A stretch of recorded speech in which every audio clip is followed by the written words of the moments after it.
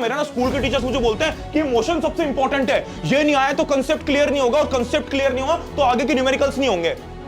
भाड़ में जाए इमोशन। तुम्हें कहीं से किसी किताब से कोई दिमाग लगाने की जरूरत नहीं है, सिर्फ ये अपने सामने रखना और ये अपने सामने रखना। जो तुम्हारे टीचर तुम्हें साल भर में नहीं पढ़ा पाए वो मैं 5-6 घंटे में कवर करा दूंगा। ये सबसे बड़ा सरप्राइज है इस साल का। ये हाथ जोड़ के रिक्वेस्ट है मेरी कि जितना मैंने बोला है सिर्फ उतना ही करना, प्लीज अपना कोई दिमाग मत लगाना इसमें बीच में। इस हाल में कम टाइम में इतने सारे सब्जेक्ट्स को मैनेज करना है, उसमें साइंस को कैसे करेंगे क्योंकि टाइम वैसे भी नहीं है। भैया ऐसा लगता है कि हमने पढ़ तो सब कुछ लिया है बट फिर भी हमें कुछ नहीं आता, क्योंकि कोई भी क्वेश्चन देखते तो ब्लैंक हो जाता है। मैं बोलता हूं एनसीईआरटी को हाथ लगाने की भी जरूरत नहीं है, उसको छूना भी मत अभी।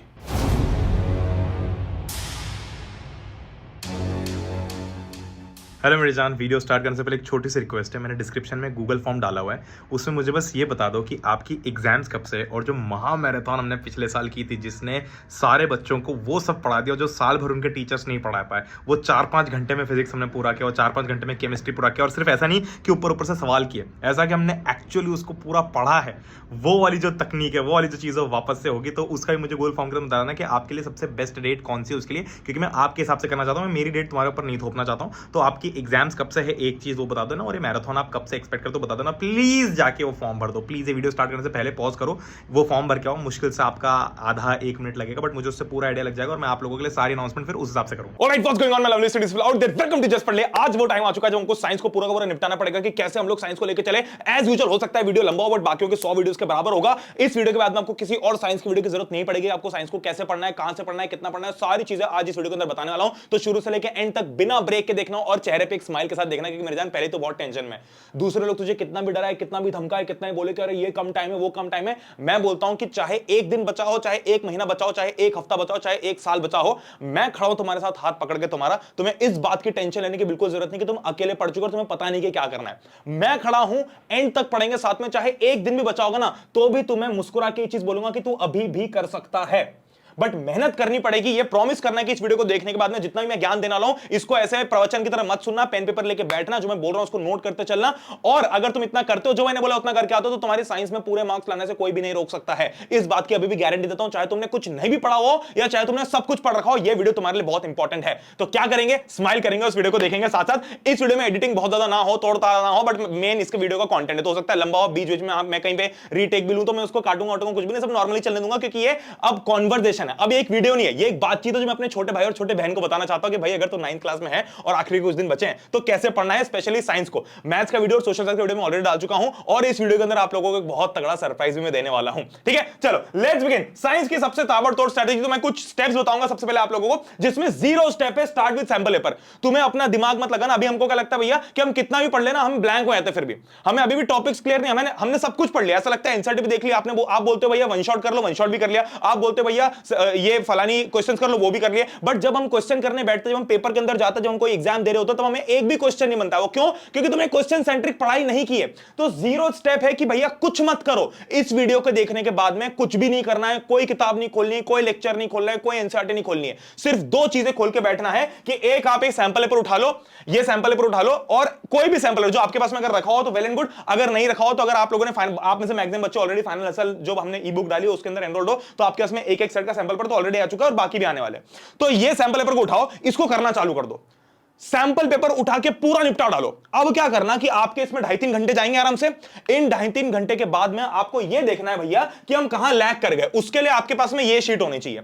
ये दोनों चीजें, इसकी प्रिंट आउट निकलवा के रखना, और ये आपको ऐप के ऊपर मिल जाएगा। ये वाला सैंपल पेपर पूरा ऐप के ऊपर डाला हुआ है फाइनल असल के अंदर। तो ये करने के बाद पता चलेगा कि भैया मान लो फॉर एग्जांपल, चलो हम कितना भी पढ़ ले, बट हमें ये समझ में नहीं आया कि give an example of gas gas homogeneous mixture. हमें ये समझ में नहीं आ रहा भैया कि कौन सा होमोजेनियस मिक्सचर होगा। क्यों नहीं आया? क्योंकि हमारा ये वाला टॉपिक कमजोर है। हमारा ये वाला टॉपिक कमजोर है। ये जो कोलेजन सस्पेंशंस वाला है, होमोजेनियस हेटेरोजेनियस वाला है, ये टॉपिक कमजोर है हमारा। तो हमें ये अंदाजा लगेगा कि अच्छा ये करने के बाद भी मुझे नहीं आ रहा है। क्योंकि तुम क्या करते हो, अभी एनसीईआरटी पढ़ते हो, हवा में लेक्चर देखते हो, तुमको लगता है हाँ ये टॉपिक तो समझ में आ गया, प्रणय भैया ने बताया कि ग्रेविटेशन होता है, F = G m1 m2 बहुत अच्छा समझ में आ गया। बट जब क्वेश्चन करने बैठते हो तो नहीं आता। क्यों नहीं आता है? क्योंकि तुम्हें ये नहीं पता कि उसको अप्लाई कैसे करना है। वो टॉपिक तुम्हारा अभी भी कमजोर है। तो पहले कमजोर टॉपिक्स की लिस्ट निकालो। ये लिस्ट के अंदर जहां जहां पर भी चेक मार्क नहीं लग रहा है ना, उनको उठाओ और पागलों जैसे रगड़ना चालू कर दो उसके ऊपर। क्या करेंगे? यहां पे खोला, मान लो कोई क्वेश्चन करने बैठे थे, ये वाला क्वेश्चन नहीं बना, जैसे कि ये वाला क्वेश्चन आया लिस्ट 4 फंक्शंस ऑफ ब्लड, और हमें नहीं आता, तो हमें बात पता चल जाएगी कि भैया ये जो टिश्यूज वाला चैप्टर है, इसके अंदर हमने ये एनिमल टिश्यूज को ठीक से नहीं किया हुआ है। कनेक्टिव टिश्यू हमारा ठीक से नहीं हुआ। ये देखो, ये टॉपिक है कनेक्टिव टिश्यू, ये हमारा ठीक से नहीं हुआ है। तो ये जब समझ में आ गया कि अच्छा ये वाले टॉपिक में हम लैग कर रहे हैं, तो तुम्हें गाइडेंस मिलेगी, तुम्हें खुद का अंदाजा लगेगा, क्योंकि हर बच्चा अलग है मेरी जान। मैं तुमको ये नहीं हो सकता है कि तुम्हें बहुत अच्छे से आता हो बट ये वाला टॉपिक ना हो तो अच्छे से, तो तुम्हें पहले अंदाजा लगाना है कि तुम कहां स्टैंड करते हो। अब मैं हवाई बातें नहीं करूंगा कि बस अंदाजा लगा लो, मैंने तुम लोगों के लिए उसके लिए प्रॉपर मटेरियल भी दिया हुआ है, सब डिस्क्रिप्शन में मिल जाएगा कि ये लेके रखना, ये लेके रखना, ये लेके रखना। तो जो मैं दे रहा हूं सिर्फ उतना निकाल के रखना। अब इस बीच में भैया फाइनल हसल किताब जो है वो आप में से बहुत सारे बच्चों ने ऑलरेडी, अगर आप चाहते हो आपके उसमें टाइम है तो आप फाइनल हसल की ई बुक है, साइंस मैथ सोशल तीनों प्रॉपर बुक बनी हुई है। आपका पूरा टेबल ऑफ कंटेंट है इसके अंदर कि भैया कौन कौन सी बुक है, और पूरी कुछ 200 250 300 पेजेस की बुक है। ये बुक की प्राइस जब हमने लॉन्च की थी तो 49 रुपीस थी। कहां गया ये? शायद आपको पढ़ले की ऐप पे मिल जाएगा, इस टाइप से पढ़ले की ऐप पे, वेबसाइट पे मिल जाएगा। आप इसको खोलोगे तो आपको 99 का दिखाएगा, बट अभी इस वीडियो के बाद में ये कोड लगा हुआ होगा शायद इसके ऊपर, नेक्स्ट 30 वाला, तो आप 70 रुपीज या 69 रुपीज में ले सकते हो। मतलब इसकी प्राइस 10-15 रुपए ऊपर नीचे हो सकती है, क्योंकि अभी मेरे हाथ में नहीं है। मैं ऑनेस्टली बात बता रहा हूं, हमने साइंस मैथ सोशल तीनों अगर इंडिविजुअल किताबें आप मार्केट में लेने आते हो तो 300-400 रुपए की एक बुक आती है। हमारी खुद की फाइनेंशियल क्लास 10th की जो बुक है वो करीब करीब 400 रुपए का 999 का बंडल मिलता है। ये 79 रुपीज में तीनों बुक है, और कुछ कॉम्प्रोमाइज नहीं है। ये बस इसलिए है कि 9th क्लास का बच्चा जो भी भटका हुआ है उसको मैं एक सहारा दे पाऊं कि भाई तुझे कहीं नहीं भटकना है। तुम जो इतने सारे सवाल करके भी समझ नहीं आता, तुम्हें ये नहीं पता कि इंपॉर्टेंट चीज क्या है, तुम्हें ये नहीं पता कि भैया समरी कहां से पढ़ूं, उसके लिए एक स्ट्रक्चर्ड चीज दी हुई है। तो ये तीनों बुक्स आपके लिए अपलोडेड है। फिर आप खोलोगे यहां पर मैथ्स की खोलोगे तो मैथ्स के अंदर सब कुछ अपलोडेड है। इसके अंदर आपको दिया हुआ है पूरा अच्छा से अपना जो इनिशियल पेजेस है, फिर आपके सारे क्वेश्चन है, आपकी समरी दी हुई है हर चैप्टर की। फिर इसके बाद में सारे इंपॉर्टेंट क्वेश्चन है कि भैया कौन कौन से क्वेश्चन एग्जाम में आने के पक्के हैं। ये प्रणय के फंडे दिए हुए हैं कि भैया आपको इंग्लिश में कैसे याद रखोगे किसी भी चीज को, वो सारे दिए हुए हैं। और फिर आपके यहां पर क्वेश्चन सारे चालू हो जाते हैं। इससे बाहर आपके एग्जाम में कुछ भी आना नेक्स्ट टू इंपॉसिबल है। हमने इस बुक को वैसा बनाया है। तो अगर आप लोगों को साइंस में, अभी जैसे तो अपन मैथ्स खोल के बैठ गए, अपन साइंस का वीडियो बना रहे तो साइंस बना रहे, मैं इसको काटूंगा नहीं, ठीक है, इसको रहने दूंगा। जैसे कि अभी मैटर इन सराउंडिंग्स खोला तो इस मैटर इन सराउंडिंग्स के अंदर आपको सब दिख जाएगा। चाहे आप 1 मार्क्स का ढूंढो, असर्शन रीजन ढूंढो, सिंपल 1 मार्क्स के short base case based question ढूंढो, पिक्चर बेस्ड क्वेश्चन ढूंढो। केस बेस्ड के अंदर भी एक होता है ऑब्जेक्टिव, जिसमें आपको ऑब्जेक्टिव सिर्फ मार्क करना होता है ABCD कौन सा आंसर है, और एक केस बेस्ड होता है सब्जेक्टिव। तो आपको 2 ऑब्जेक्टिव क्वेश्चंस दिए हुए हैं, एक सब्जेक्टिव केस स्टडी दी हुई कि भैया इसके अंदर क्या, तो why does water river faster अंदर फैन। तो ये सारी चीजें यहां पर आपके लिए लिखी हुई है, और सबके आंसर्स उसके बाद में है, ताकि जब आप पढ़ो तो आपको फील आए। तो अगर तुम लोगों के पास में अभी टाइम है तो मैं ऑनेस्टली रिकमेंड करता हूं कि आप इसके अंदर कर सकते हो। आप कोई भी दुनिया का कैलकुलेशन लगा लो, ये 79-70 रुपीज जो भी प्राइस इसकी होगी वो बिल्कुल जस्टिफाइड है ही नहीं। जस्टिफाइड इसलिए नहीं क्योंकि आराम से 400-500 रुपए की प्राइस डिजर्व करती है ये बुक, क्योंकि ऐसी बुक 9th क्लास के लिए कोई पब्लिशर नहीं निकालता, चाहे कितना ही बड़ा हो कितना भी छोटा हो। ये हमने किया है सिर्फ इसलिए कि भाई तुम लोगों को जो लास्ट मोमेंट पे भटकते हो ना, वो ना भटकना पड़े, ठीक है। तो अब ये हो गया हमारे पास में, क्या क्या आ गया हमारे पास में, सैंपल पर आ गया, उससे हमने ये देख लिया भैया कि हम कहां स्टैंड करते हैं, हमारी क्या औकात है। उसके बाद में अब क्या क्या स्टेप्स है जो हमको फॉलो करनी है, और कौन कौन से चैप्टर्स पे हमको ज्यादा दिमाग लगाना है अपना। सबसे पहली चीज कि भैया क्या पढ़ना है, सिर्फ इतना पढ़ना है, 1 शॉट लेक्चर, एनसीईआरटी के क्वेश्चंस कर लेना, नोट्स कर लेना, इंपॉर्टेंट क्वेश्चन कर लेना, सैंपल पेपर कर लेना। ये तो मैं हर वीडियो में बोलता हूं, बट फिर से बोल रहा हूं कि तुम कभी भी भटको ना कि भैया मैं कुछ नया करने निकल जाऊं। अब एनसीईआरटी क्वेश्चंस और आपके इंपॉर्टेंट क्वेश्चंस और सैंपल पेपर, ये तीनों चीजें आपकी फाइनल हसल के अंदर कवर्ड होंगी। तो अगर आप में से कुछ बच्चे फाइनल हसल के जो भी फाइनल हसल ऑलरेडी ले रखे हैं तो आपको सारी चीजें मिल जाएंगी। मैं आप लोगों को बिल्कुल भी नहीं बोल रहा हूं कि यही बुक खरीदो। मैं तुम्हें साफ साफ ये बात बोलता हूं कि अगर तुम्हारे पास में ऑलरेडी मटेरियल है, तुमने क्वेश्चन बैंक ले रखी है साल की शुरुआत में, तुम्हें फलानी किताबें ले रखी है, तो उसमें से पढ़ ले। सच बता रहा हूं मैं, अपने मां बाप का एक पैसा भी और बर्बाद मत करना। बट हां, अगर ऐसा है कि भैया लास्ट मोमेंट में पढ़ने के लिए मेरे पास में कुछ नहीं है, या मैं अभी तक भी सही से साल भर ईमानदारी से नहीं पढ़ पाया हूं, तो आप इसको कंसीडर कर सकते हो। वरना अगर आपके एग्जाम कल है या परसों है, 1-2 दिन के अंदर अंदर एग्जाम है ना, तो मेरी जान मत लेना। मैं मुंह पे बात बोलता हूं, मैं तुम्हारे मां बाप का एक पैसा वेस्ट नहीं होने दूंगा। भाई तुम जो साल भर नहीं कर पाए ना, वो एक दिन में सारे सवाल तो नहीं लगा सकते। अगर 10-15 दिन है एग्जाम में तो आपके लिए ई बुक है, वरना अगर कल ही एग्जाम में, परसों एग्जाम में, तो ये ई बुक आपके लिए नहीं है। आप प्लीज इसको परचेस मत करना। मैं खड़े होकर अपनी ही किताब के लिए बोल रहा हूं कि इसको मत खरीदना। तो एक रूल बना लो भैया, कोई भी चैप्टर देखूंगा तो उसका 1 शॉट प्लस फाइनल आंसर देखूंगा। इसके अलावा ना तो कोई सवाल करूंगा, ना कोई चैप्टर देखूंगा, ना कोई फलानी किताब देखूंगा, ना कुछ और देखूंगा। इतना करके जाओगे, आपके एग्जाम में पूरे मार्क्स बनेंगे, ठीक है। चलो ऐसे कॉन्फिडेंस बूस्ट करते चलो अपना धीरे धीरे। मैं तुम लोगों को बीच बीच में, क्योंकि ये वीडियो नहीं है, एक लेक्चर है, ये कॉन्वर्सेशन है, तुमसे बात कर रहा हूं, तो बीच बीच में कॉन्फिडेंस देता रहूंगा कि मेरी जान अभी भी टाइम है। क्या करना है, 1-1.5 घंटे का 1 शॉट देखना है, दिमाग लगाना थोड़ा सा कि क्या बोला उसके अंदर, मेरा देखना, मेरा देख लो, सबसे आसान है, सारे चैप्टर्स डले हुए हैं। आपको यूट्यूब पे जाओगे, नाम चैप्टर का नाम टाइप करना, आगे जस्ट पढ़ ले, प्रणय चौहान टाइप कर देना, सब कुछ मिल जाएगा। मेरे तरीके से पढ़ लो, मेरे दिए हुए सवाल कर लो, मेरे दिए हुए जो भी फाइनल सर के अंदर क्वेश्चन है सैंपल पर वो कर लो, खत्म, और कुछ नहीं चाहिए, ठीक है। चलो अब भैया एक साथ 5 घंटे पढ़ूंगा। कुछ बच्चे बोलते भैया कि अब तो जोश इतना आ गया आपकी बात सुन के कि अब तो मैं 5 घंटे पढ़ूंगा। दुनिया का कोई भी धुरिंदर आदमी हो, चाहे वो किसी भी एग्जाम के लिए प्रिपेयर कर रहा हो, फर्क नहीं पड़ता, UPSC, JEE, NEET, class 10, class 9, class 11, class 12, अगर आप लोग 50 मिनट पढ़ के 5-10 मिनट का अपने दिमाग को ब्रेक नहीं देते हो तो आपके दिमाग में चीजें फीड होना बंद हो जाएंगी। ये बिल्कुल वैसी बात है कि अगर हम कोई इंजन चलाते हैं और बहुत देर तक चलाते और वो इतना गर्म हो गया तो आपको उसको कूल डाउन करना ही पड़ेगा। तो कोई भी पढ़ने बैठो तो ये सोच के नहीं भैया कि एक साथ कर लूंगा, 40 से 50 मिनट की पढ़ाई करके 10 मिनट का ब्रेक लेना। दूसरी एक और चीज की मेरे पापा मुझे एक बात सिखाते थे कि एग्जाम के टाइम पे तू सिर्फ 2 चीजें कर सकता है, एक या तो तू पढ़ ले या तो तू सो जा। उनको इस बात से कोई प्रॉब्लम नहीं थी कि मैं पढ़ रहा हूं या मतलब मैं सो रहा हूं ज्यादा या नहीं सो रहा हूं। मेरे पापा खुद भी एक टीचर है तो उन्होंने मुझे ये बात इसलिए सिखाई थी क्योंकि उन्होंने मुझे समझाया था कि अगर तुम पढ़ने बैठे हो और तुम्हें पढ़ते पढ़ते नींद आ रही है तो अपना टाइम वेस्ट ही कर रहे हो, क्योंकि मैं किताब खोल के बैठा हूं, मैं पढ़ते जा रहा हूं पढ़ते जा रहा हूं पढ़ते जा रहा हूं और कुछ भी चीज दिमाग में नहीं घुस रही, नींद आ रही है, तो सिर्फ मुझे लग रहा है कि मैं पढ़ रहा हूं।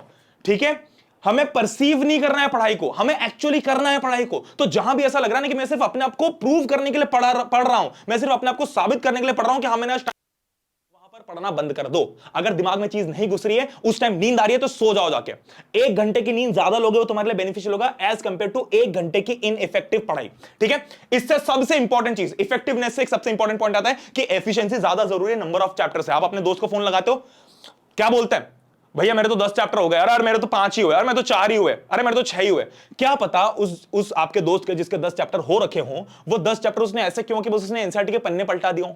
क्या पता कि उसने जो 10 चैप्टर किए हों उसके सिर्फ ऊपर ऊपर से क्वेश्चंस लगाए हों। क्या पता आप उसके 10 चैप्टर, आप क्वेश्चन थोड़ी पूछोगे उससे, मान लो उसने बोला कि मेरा मोशन बहुत अच्छे से हो गया, अब तुम जाके उससे पूछो कि भाई सर्कुलर मोशन के अंदर वेलोसिटी कांस्टेंट होती कि नहीं होती, उसको अगर वो भी नहीं आता तो फिर क्या मतलब उस पढ़ाई का। तो हमें नंबर ऑफ चैप्टर से खुद को जज नहीं करना, हमें एफिशिएंसी से जज करना है। आ रही बात समझ में? मान लो अपने पास में 10 चैप्टर है जो कि या तो मैं उनको ऐसा जल्दी जल्दी पढ़ूं कि मैं हर चैप्टर से 3 मार्क्स निकाल सकता हूं, या फिर मैं 3 चैप्टर ऐसे पढ़ूं कि उनमें से मैं पक्के 10-10 मार्क्स निकाल सकता हूं। मैं क्या चूज करूंगा? मैं ये चूज करूंगा कि मैं 3 चैप्टर करूं बट उनको 10 मार्क्स के लायक करूं। इससे कोई फर्क नहीं पड़ता क्योंकि अगर तुमने 10 चैप्टर कर लिए तो तुम बिल्कुल अंधेरे में तीर मार रहे हो कि जो तुमको आता है वही एग्जाम में आएगा। मान लो कि तुमने जो 10 चैप्टर पढ़े हैं, जो ऊपर ऊपर से पढ़ लिए है ना, अब ऊपर ऊपर से नजर तो मार ली तुमने बट उनको ढंग से पढ़ा नहीं। अब जो ढंग से नहीं पढ़ा अगर वहीं से सवाल बन गया तो तुम्हारे 10 चैप्टर पढ़ना पूरा वेस्ट है। उसकी बजाय एक चैप्टर पढ़ो पर इतनी ईमानदारी से पढ़ो कि उससे कोई भी सवाल आए तो तुमसे करते बने। क्या मेरी बात समझ में आ रही है? एफिशिएंसी बहुत ज्यादा इंपॉर्टेंट है as compare to number of chapters. भाई गिर गया, कोई बात नहीं, चेहरे पे स्माइल है कि नहीं है? चेहरे पे स्माइल है कि नहीं है? चेहरे पे स्माइल चलती रहनी चाहिए। अगली सबसे इंपॉर्टेंट चीज भाई, लीव फॉर लेटर टॉपिक्स। ये क्या है भैया? कोई भी टॉपिक अगर आज करने बैठो, मान लो फॉर एग्जांपल आपने सैंपल पेपर लगाया, आपको सैंपल पेपर में पता चल गई कि यार मुझे ये टॉपिक नहीं आता। जैसे मैंने सैंपल पेपर खोला, मैंने ये वाला सैंपल पेपर खोल के मुझे ये बात समझ में आ गई कि यार मुझे ना ये समझ में नहीं आ रहा कि ये वाला क्वेश्चन समझ में नहीं आ रहा कि what are draw diagram of cardiac muscles and label in 2 parts, यानी कि मेरे डायग्राम्स कमजोर हैं। तो मैं इस टॉपिक को लीव फॉर लेटर कर दूंगा। लीव फॉर लेटर मतलब क्या? ये हम तब करेंगे जब हमारे एग्जाम में 10 या 15 दिन से ज्यादा बचे हुए हो कि भाई इस टॉपिक को, अगर मैं इस टॉपिक में बहुत ही अटक रहा हूं, ये टॉपिक ऐसा है कि भैया मेरे से बिल्कुल नहीं हो रहा, या फिर कोई पर्टिकुलर क्वेश्चन ऐसा जो भैया आपसे बिल्कुल नहीं हो रहा। जैसे बहुत सारे बच्चे होते हैं जिनको एक टॉपिक पक्का छूट जाता, तुम्हारा भी छूटा होगा कि आइसोटोप्स का एवरेज मास कैसे निकालना है। अब वो टॉपिक हमारा छूट रखा है तो उस टॉपिक को लीव फॉर लेटर कर दो, क्योंकि वो एट द एंड है 15-20 मिनट का भी टॉपिक नहीं, बट उसको अभी दिमाग खपाने से अच्छा उसको लेटर के लिए छोड़ दो। अगर एग्जाम बिल्कुल पास में तो उसको ऊपर ऊपर से एक नजर मार लो, और अगर एग्जाम बहुत दूर है तो फिर अभी कर लो। क्या करना है ध्यान से सुनो। लीव फॉर लेटर टॉपिक का मतलब क्या है कि अगर आपके एग्जाम में 4 से 5 दिन बचे हैं तो आप उसको ऊपर ऊपर से पढ़ लो। अगर आपके एग्जाम में कुछ 6 से 10 या 11 से 15 दिन बचे हैं तो आप उसको लीव फॉर लेटर कर दो कि भैया एग्जाम के 1-2 दिन पहले अपन इसको करेंगे। और अगर 20 दिन से ज्यादा बचे हैं तो भी आप इसको अभी ही कर लो। क्यों? क्योंकि भैया अपने पास में तो टाइम है। तो ऐसे पढ़ाई करनी है। ठीक है, अगली सबसे इंपॉर्टेंट चीज कि ओवर रिवीजन सबसे वेस्टफुल टाइम होता है आपकी लाइफ का। ओवर रिवीजन क्या होता है भैया? कि अपन ने ना क्या किया, अपने को एक चैप्टर बहुत बढ़िया समझ में आ गया कि यार प्रणय भैया आपसे हमने ना ग्रेविटेशन पढ़ा था और उसके अंदर आर्किमिडीज प्रिंसिपल समझ ही नहीं आ रहा था, बट अब आपने बताया तो समझ में आ गया है ना कि भैया बॉयंसी क्या होती है। अरे वो जब पानी में डूबेगा तो जितना पानी का वजन बाहर निकलेगा उतना ही उसका वजन कम हो जाएगा। कितनी अच्छी बात है। अब तुम क्या कर रहे हो, इसी टॉपिक को एनसीईआरटी में से भी पढ़ रहे हो, इस फलानी जगह से भी पढ़ रहे हो, इस टॉपिक के आपने 10, 20, 50, 60 क्वेश्चन लगा लिए है ना कि भैया प्रणय भैया तो हमको बोला था कि एफिशिएंसी होनी चाहिए तो हम तो एक चैप्टर को ना 10 दिन तक करेंगे। ये मूर्खता मत करना। एक बार कोई चीज समझ में आ गई, उसका रिवीजन कर लिया, हटाओ उसको अलग। एक ही चीज को लेके नहीं बैठे रहना। हम क्या करते हैं कि भैया एक टॉपिक समझ में आ गया और हम उसके पीछे पड़े रहते हैं। क्यों? क्योंकि हमको अच्छा लगता है भैया कि वाह हमें एक टॉपिक समझ में आ रहा है, हम उसको बार बार रिपीट करते हैं। ये जनरली वो बैक बेंचर बच्चे करते हैं मेरे जैसे। जब मैं पढ़ता था ना और कोई टॉपिक समझ में आता था तो हमको कॉन्फिडेंस इतना अच्छा आता था कि भाई फील आती है कि अरे यार ये तो पढ़ते ही चलूंगा। होता है कि नहीं होता? टाइम के साथ नीचे कमेंट्स में बताना कि यार ये बार पढ़ता हूं यार, इसमें मजा आ रहा है क्योंकि ये टॉपिक समझ में आ गया। जो समझ में नहीं आता उससे हम डरते हैं कि अरे नहीं इससे दूर रहना है। हमको जो टॉपिक आता है वो हम करते चलेंगे, बार बार रिपीट करेंगे, तो वो टाइम वेस्ट है। अपने टाइम को ऐसे यूटिलाइज मत करो, ऐसे वेस्ट मत करो। अगर कोई चैप्टर आपने पढ़ा, एक बार पूरी तरीके से समझ में आ गया, उसका प्लस एक बार आपने रिवीजन ले लिया, बस दैट्स इट, उसको खत्म, हटाओ, अलग अगले चैप्टर पे जंप करो। हमारे पास इतना बकायद का समय नहीं है कि हम बैठे बैठे एक एक चैप्टर को बार बार करें। अब भैया बहुत सारे बच्चे बोलते हैं कि न्यूमेरिकल्स का बहुत डर लग रहा है भैया, मुझे न्यूमेरिकल्स मुझसे नहीं हो रही है। फिजिक्स के अंदर भैया मोशन के न्यूमेरिकल्स नहीं हो रहे हैं, force and laws of motion के नहीं हो रहे, ग्रेविटेशन के नहीं हो रहे हैं। अगर आता भी है तो एग्जाम में भूल जाते हैं। सबसे पहली बात, फाइनल रिजल्ट के अंदर जो न्यूमेरिकल्स दे रखे हैं, अगर वो करके गए हो तो एग्जाम में चांस ही नहीं कि आपका कोई न्यूमेरिकल ना बने। आप में से जितने बच्चे एग्जाम देने जाओगे, हो सकता है कि इन्हीं क्वेश्चंस में से आपके स्कूल के टीचर से क्वेश्चंस बना दे, या फिर ये भी हो सकता है कि एज इट इज उठ के सारे क्वेश्चन आ जाए विदाउट एनी वैल्यू चेंज। बहुत से बहुत वैल्यू चेंज हो सकती है। तो जितने बच्चे हैं, अगर आपके एग्जाम के अंदर सेम क्वेश्चंस आते हैं तो प्लीज मुझे मेल करना कि भैया यही क्वेश्चन आया और यहीं से ही आया, या आपकी पुरानी पीरियडिक टेस्ट में आया हो तो बताना। अब ये देखो, ये ना आपकी क्लास 10th का सीबीएसई एक सर्कुलर रिलीज करती है कि क्लास 10th के एग्जाम में कितने कितने परसेंटेज मार्क्स आएंगे, और क्लास 9th की जो एग्जाम होती है वो एज इट इज 10th से कॉपी पेस्ट होती है। तो उस लॉजिक के हिसाब से अगर आप देखो तो आपके जो न्यूमेरिकल्स आएंगे वो 22% आएंगे। 22% का मतलब क्या होता है कि भाई आपका पेपर अगर 80 मार्क्स का है तो करीब करीब 17 से 18 मार्क्स के न्यूमेरिकल्स आएंगे। अब इस 17 से 18 मार्क्स के न्यूमेरिकल्स अगर आप पूरे हटा भी दो तो क्या आपकी 60 मार्क्स की पूरी प्रिपरेशन हो रखी है? क्या आप ये बोल सकते हो कि मैं 60 में से 60 स्कोर करूंगा अगर मैं न्यूमेरिकल्स हटा दूं तो अगर न्यूमेरिकल्स में दिक्कत है तो भाड़ में जान दो, ये 60 मार्क्स पहले सिक्योर करो, फिर अपन जो न्यूमेरिकल्स फाइनल सब के अंदर दिए हैं 2-3-4 करके निपटा देंगे। भाई उस चीज के पीछे क्यों पड़े रहना जो हमको पता है कि नहीं बन रही है। ये 20 मार्क्स में तुम 1-2 दिन पूरे लगा दोगे, उसकी बजाय 1-2 दिन में यहां से थ्योरी पोर्शन में से 30-40 मार्क्स सिक्योर करो ना, वैसे करो, है ना। अब भैया कौन कौन से चैप्टर्स करने हो बताता हूं, है ना। उसके पहले एक और चीज कि 1/10 रूल आपको फॉलो करना है। ये मैं मैथ्स के वीडियो के अंदर बता चुका हूं, फिर से नहीं बताऊंगा, तो जाके मेरा मैथ्स का वीडियो जरूर देख लेना। ऐसा नहीं कि भैया सिर्फ साइंस का वीडियो देखिए, सिर्फ साइंस की एग्जाम थोड़ी देनी है तुमको, मैथ्स की भी देनी है, तो उसके अंदर सेम टू सेम पॉइंट बताया, उसको जाके जरूर देख लेना, ठीक है। अब जिसके लिए तुम इंतजार कर तो बताता हूं सारे चैप्टर वाइज स्ट्रेटेजी, ठीक है। फिजिक्स, केमिस्ट्री, बायोलॉजी और फूड प्रोडक्शन, ठीक है। फिजिक्स सारे 27 मार्क्स का, 25 मार्क्स और 22 मार्क्स और 6 मार्क्स। अब ध्यान से सुनो भैया, सबसे इंपॉर्टेंट कौन सा है? सबसे पहले क्या करो भैया, एक काम करता हूं, मेरे ना स्कूल के टीचर्स मुझे बोलते हैं कि मोशन सबसे इंपॉर्टेंट है, ये नहीं आया तो कंसेप्ट क्लियर नहीं होगा, और कंसेप्ट क्लियर नहीं होगा तो आगे के न्यूमेरिकल्स नहीं होंगे। भाड़ में जाए मोशन। क्या करना है? सबसे पहले ये करना है, improvement in food resources. 6 marks फोकट के सिक्योर करने हैं, कुछ नहीं है इसमें। मेरा वीडियो देख लेना जाके, सबसे आसान तरीके से बताया हुआ है। यही देखना है भैया कि कैसे दो बिरादरी की इंटरकास्ट मैरिज कराई और एक ऐसा बच्चा पैदा कर दिया जो कि इसकी भी मम्मी की भी अच्छी क्वालिटी रखता है, पापा की भी अच्छी क्वालिटी रखता है। इतना दिमाग लगाना है बस, इतना बेवकूफाना। पूरा थ्योरेटिकल, पूरा प्यारा चैप्टर है, 6 मार्क्स एज इट इज ला के देगा। अगर मेरा लेक्चर देख लिया उससे बाहर नहीं बनेगा कुछ भी, और क्वेश्चंस लगा लेना, दैट्स इट। ये कर लिया, फिर अच्छा भैया अब तो मोशन कर सकता हूं ना, नहीं करना अभी मोशन। अब जंप करो बायोलॉजी के ऊपर, क्योंकि ये सेल्स और टिश्यूज, इसमें टिश्यूज के अंदर या सेल्स के अंदर इतनी आसान चीजें दी हुई हैं, इतनी आसान है कि आपको सिर्फ याद रखना है। और टिश्यूज के अंदर स्पेसिफिकली एक और चीज बताता हूं कि कौन सा टिश्यू, लोकेशन याद रख लेना, बस लोकेशन याद रख लेना। अगर लोकेशन याद होगी टिश्यूज की तो टिश्यूज से आने वाला हर 1 मार्क्स का सवाल आपका पक्का हो गया। मैं अभी लिख के दे देता हूं। क्या मेरी बात समझ में आ रही है कि कौन सा टिश्यू कहां है ना। माउथ के अंदर, इनर लाइनिंग ऑफ माउथ में कौन सा टिश्यू है, इसोफेगस के अंदर कौन सा टिश्यू है, बोन्स के अंदर, बोन्स के जो कनेक्शन जॉइंट्स है वहां पर कौन सा टिश्यू है, ये सारे टिश्यूज के नाम याद रख लेना। सेल्स याद रख लिया। ये 2 चैप्टर अगर आपने ये 3 चीजें कर ली, आपके कितने मार्क्स बनते हैं? 28। और ये शॉर्ट मार्क्स है मेरी जान, क्योंकि इसके अंदर आपको कोई लॉजिक नहीं लगाना। इसके अंदर ऐसा नहीं है कि आपको ग्रेविटेशन समझना जरूरी है, ये बच्चा भी कर सकता है कोई जिसको कुछ नहीं आता। अगर तुम्हें मोशन का एम भी नहीं आता है तो भी तुम्हें 28 मार्क्स पूरे सिक्योर कर सकते हो। और अगर तुम्हें मोशन पूरा भी आता है तो भी इट डज नॉट गारंटी कि तुम्हारे 27 में से 27 आएंगे कि नहीं आएंगे। क्या मेरी बात समझ में आ रही है? 28 मार्क्स फ्री के सिक्योर करने को मिल रहे हैं। यहां पर कोई लॉजिक नहीं है, कोई न्यूमेरिकल नहीं है, कोई ये वाला फंडा नहीं लगाना कि भैया ये लॉजिक समझ में आएगा तो उससे, अरे कुछ नहीं है भाई, याद रखना है बस कि अच्छा गोल्गी एपैरेटस क्या करता है, माइटोकॉन्ड्रिया क्या करता है, लाइसोसोम क्या करता है, एपिडर्मिस क्या होता है, स्टोमेटा क्या होता है। टिश्यूज के अंदर याद रखना है epithelial, squamous epithelial, cuboidal squamous epithelial, बस ये याद रखना है। इसके अंदर बस याद रखना है कि भैया एनिमल हस्बेंड्री के क्या क्या पॉइंट्स है, क्रॉप प्रोटेक्शन, क्रॉप प्रोडक्शन और क्रॉप वैरायटी इंप्रूवमेंट, ये याद रखना और कुछ नहीं करना है। क्या मेरी बात समझ में आ रही है? ये जो मैं बोल रहा हूं ना टिप्स पे जो मेरे नाम है, ये इसलिए क्योंकि पिछले 4-5 सालों से हर साल 10-10 बार पढ़ा एक चैप्टर को अलग अलग जगहों पे। बात समझ में आ रही मेरी? तो मेरे पे भरोसा रखो। अगर मैं बोल रहा हूं कि मैं जैसा बोल रहा हूं ऐसा कर लो तो वैसा कर लेना। फिर एक बार तुम्हारा ये 28 मार्क्स ऐसे सिक्योर हो गए, एक बार 28 मार्क्स सिक्योर हो गए, फिर यहां पर जंप करना है। अब इसमें भी ध्यान से सुनो, केमिस्ट्री पे जंप करेंगे पहले, ठीक है। केमिस्ट्री में जंप करेंगे। ये तीनों चैप्टर, ये दोनों चैप्टर और ये तीनों आसान है। इसके अंदर थोड़ा सा लॉजिक है, स्पेशली मोल कंसेप्ट है। बहुत सारे स्कूल्स के अंदर मोल कंसेप्ट, सीबीएसई के अकॉर्डिंग तो मोल कंसेप्ट डिलीटेड है, तो अगर वो डिलीटेड है तो इसको भी छूने की जरूरत नहीं, तो ये भी आसान बन जाएगा। फिर हमें फिजिक्स के अंदर भैया मैं तो बोलता हूं कि सबसे आसान चैप्टर आपका है वर्क एनर्जी पावर, फिर साउंड, और फिर ग्रेविटेशन, फिर ये और फिर ये उल्टा चलना है इसमें। अब भैया हमको एक साथ बता दो कि इजी डिफिकल्ट क्या। चलो मैंने स्लाइड बना के, बट मैं भावुक हो जाता हूं तो मैं एक साथ सब बताता हूं, ठीक है। ये देखो इजी चैप्टर्स कौन कौन से हैं। सेल्स 10 से 12 मार्क्स लाएगा, टिश्यूज 10 से 12 मार्क्स लाएगा, इंप्रूवमेंट इन फूड रिसोर्सेज 6 में से 6 मार्क्स लाएगा, स्ट्रक्चर ऑफ एटम 5 से 7 मार्क्स लाएगा। सबसे पहले कौन से चैप्टर करेंगे? सबसे पहले ये 4 चैप्टर्स करेंगे। अगर कुछ नहीं पढ़ा है तो ये 4 चैप्टर सबसे पहले करना। अगर मैं बोल रहा हूं कि भैया कुछ नहीं पढ़ा और ये 4 करना, तो यही 4 करना। अपना दिमाग मत लगाना कि भैया मेरे किसी टीचर ने या मेरे किसी कोचिंग वाले ने बोला था, मेरे सीनियर ने बोला था कि मोशन करें। नहीं करना मोशन, भाड़ में जाए मोशन। ये 4 चैप्टर पहले करने, मैंने बोल दिया मतलब बात खत्म, ठीक है। हक से बोल रहा हूं, तो मेरे छोटे भाई बहन, इसलिए थोड़ा ऐसा लगता है भाई यूट्यूब पे ऐसा नहीं बोलना चाहिए, बट ठीक है तुम अपनी फैमिली हो भाई, कमेंट्स में बता देना, मैं बोल सकता हूं ना तुम्हें ऐसा, क्योंकि मैं तुम्हें ऑनेस्टली बोलना चाहता हूं जो भी चीज है। मॉडरेट चैप्टर्स कौन से हैं? ये 4 कर लिए, फिर उसके बाद में 5, 6, 7, 8, 9 ये चैप्टर्स करने, और इसी ऑर्डर में करने। अपना दिमाग ऑर्डर में भी मत लगाना। मैटर इन और सराउंडिंग्स कर लो, पूरा थ्योरेटिकल चैप्टर, इज मैटर और प्योर कर लो, work energy power, gravitation, sound. ये कहां से कर रहे हैं? ये प्लीज भगवान के लिए कहीं और मत भटकना, मेरा दिया हुआ लेक्चर यूट्यूब के ऊपर देख लेना, और कहीं भटकने की जरूरत नहीं है।